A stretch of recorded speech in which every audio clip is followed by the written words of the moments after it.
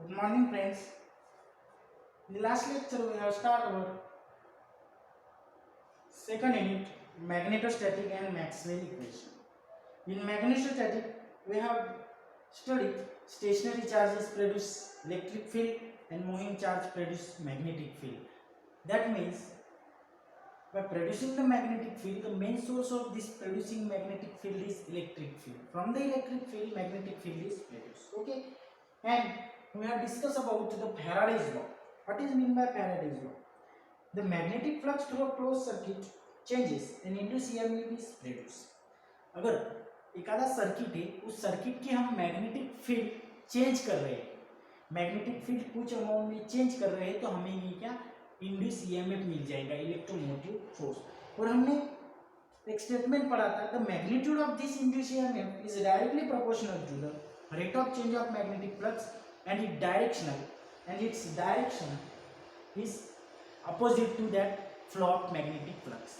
कैसा कहा था हम लोगों ने कि फैराडेज लॉ का एक सिंपल फॉर्म है, the magnitude of the magnetic flux is directly proportional to induced EMF is directly proportional to the magnitude of this magnetic flux and its direction is opposing to this.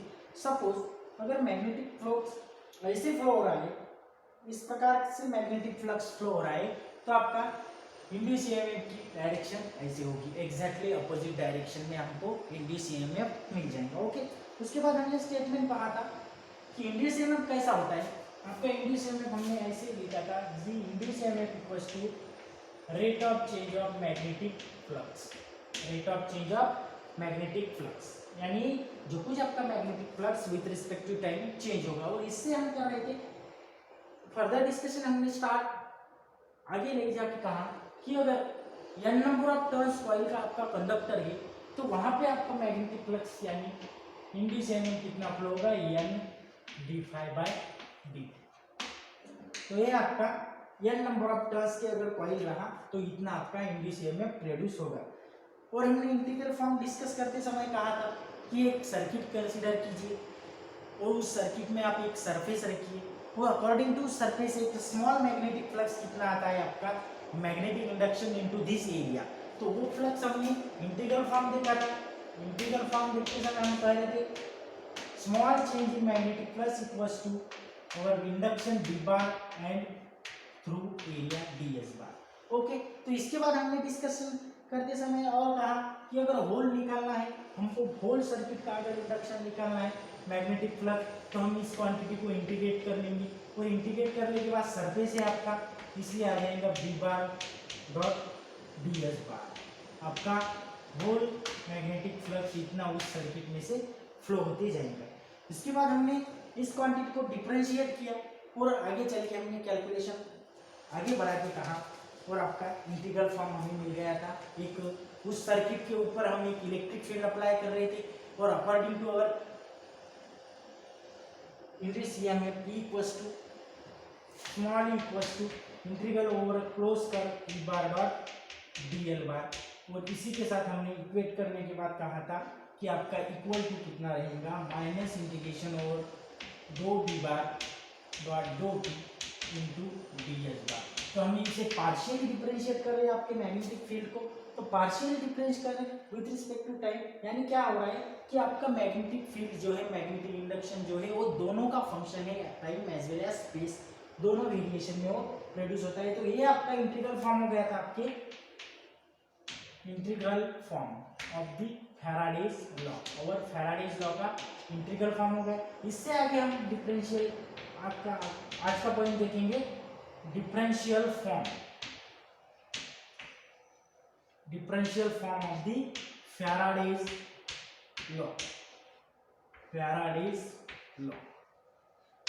Okay, यहां से हम आगे देखेंगे differential form of Faraday's law. तो चलिए आगे देखते समय ये जो आपका इंटीग्रल फॉर्म मिला था, उस इंटीग्रल फॉर्म को क्या कर रहे हैं हम, स्टोक्स लॉ यूज कीजिए, using Stokes law. Stokes law क्या कहता है आपका, स्टोक्स लॉ क्या कहता है, आपका जो इंटीग्रल होगा लाइन इंटीग्रल, उसे कन्वर्ट करेंगे हम सरफेस इंटीग्रल में, उसे बोलते हैं स्टोक्स लॉ।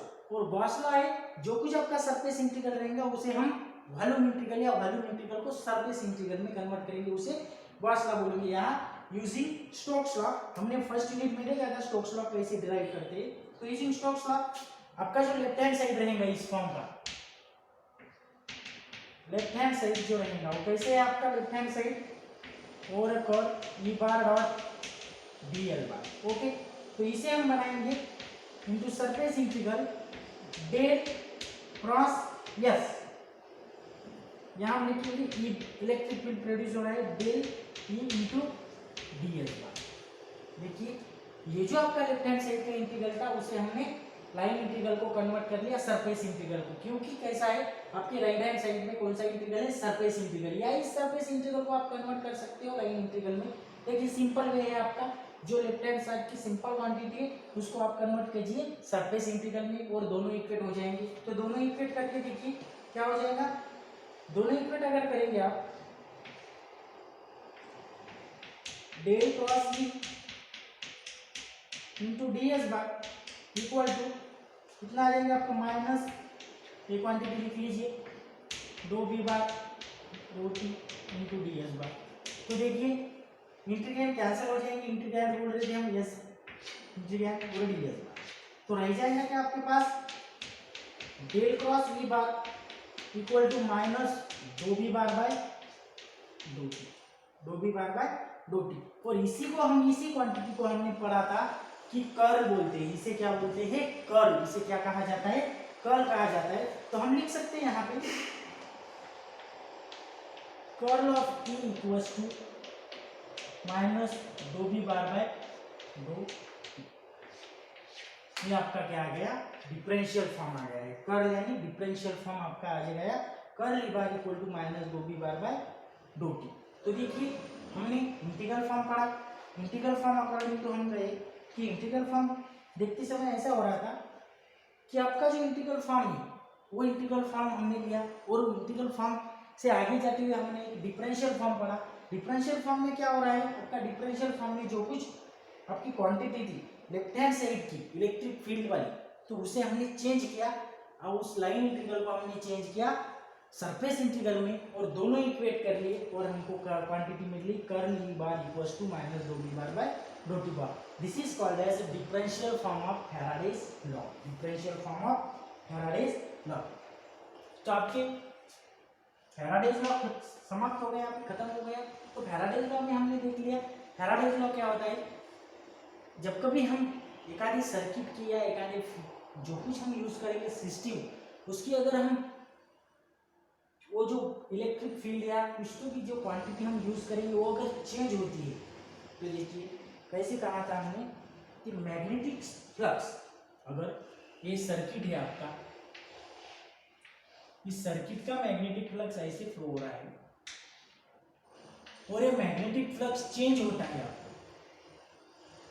अगर ये मैग्नेटिक फ्लक्स चेंज होता होगा तो क्या प्रोड्यूस करेगा and induce EMF, induce EMF क्या प्रोड्यूस करेगा इंड्यूस ईएमएफ। अगर कभी एक आधे सर्किट का मैग्नेटिक फ्लक्स चेंज होता है तो it is produce and induce EMF. और हमने देख रहे थे कि जो कुछ फैराडेज लॉ है आपका,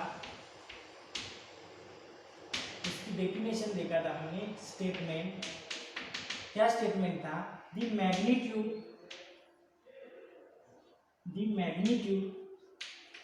of magnetic flux directly proportional to your induced EMF is directly proportional to the magnitude of magnetic flux and the opposite direction to this magnetic flux,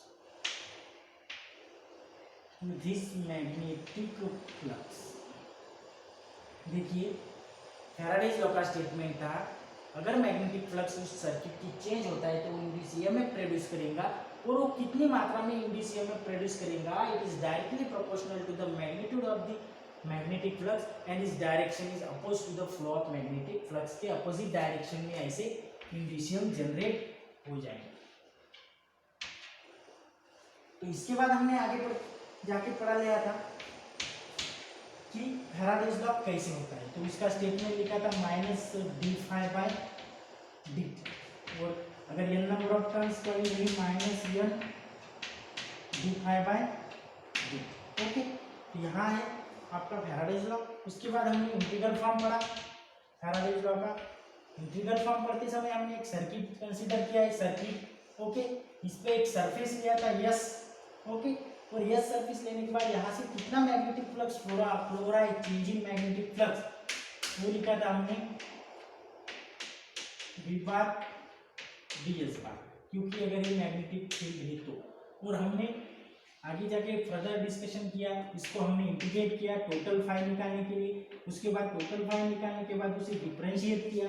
differentiate करने के बाद हमने ऐसा कहा कि अगर उस सर्किट के ऊपर इलेक्ट्रिक फील्ड जनरेट हो रहा है तो उसमें इलेक्ट्रिक फील्ड कितनी मात्रा में जनरेट होगी आपके अकॉर्डिंग टू लाइन इंटीग्रल के फॉर्म में। और लाइन इंटीग्रल फॉर्म के होने के बाद हमने इंटीग्रल फॉर्म निकाला आपका V bar dot D L bar equal to minus दो वी बार बाय दो T into D L bar. Okay, और हमने इंटीग्रल फॉर्म निकालने के बाद कहा था डिफरेंशियल फॉर्म कैसा होता है, तो डिफरेंशियल फॉर्म में सिंपली हमने क्या किया, जो कुछ लेफ्ट हैंड साइड का इंटीग्रल फॉर्म होगा वो लाइन इंटीग्रल में है, उसे कन्वर्ट किया सरफेस इंटीग्रल में यूजिंग स्टोक्स थ्योरम, और आपके पास आखिरी में आ गया curl E bar equal to minus दो वी बार बाय दो टी। ऐसा आपका फैराडेज लॉ यहाँ पे खत्म हो गया, आपका Faraday's law, integral form, differential form. और आगे का पॉइंट जो है आपका आगे का पॉइंट है डिस्प्लेसमेंट करंट, यानी डिस्प्लेसमेंट करंट कैसा फ्लो होता है वो हम देखेंगे। तो ये सारी बातें हम अगले लेक्चर में डिस्कस करेंगे, आपके displacement according to your displacement current. तो हम आपका फैराडेज लॉ यहाँ पे खत्म हो गया। अगर कुछ क्यूरीज रही तो आप प्लीज़ कमेंट बॉक्स में कमेंट करते जाइए और मैं सॉल्व करने की कोशिश करूँगा अगले। Okay, thank you.